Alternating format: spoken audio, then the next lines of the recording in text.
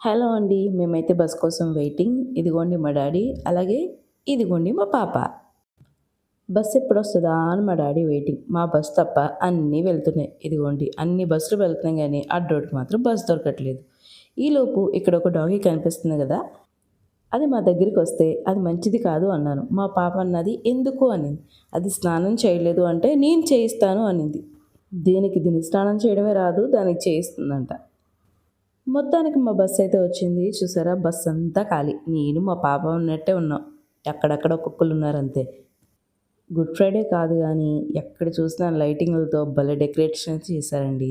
చూసారా చర్చ్ అయితే ఎంత బాగా డెకరేట్ చేశారో. ఇలా ముందుకు వెళ్తుంటే లైట్ సెట్టింగ్ అయితే ఫుల్లుగా దారి పొడుగునా ఉంది. ఏంటి అంటే పండగవుతుందంట. ఇక ఏప్రిల్, మే అంతా ఫుల్ అమ్మవారి పండగలే కదా!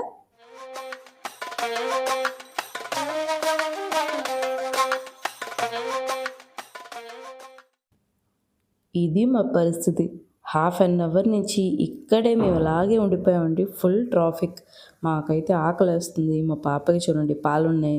నాకు లక్కీగా ఒక చాక్లెట్ ఉంది. అది తింటూ కూర్చున్నాను. లక్కిలపాలెం సిగ్నల్ దగ్గర ఈ ట్రాన్స్‌జెండర్స్ ఉంటారండి.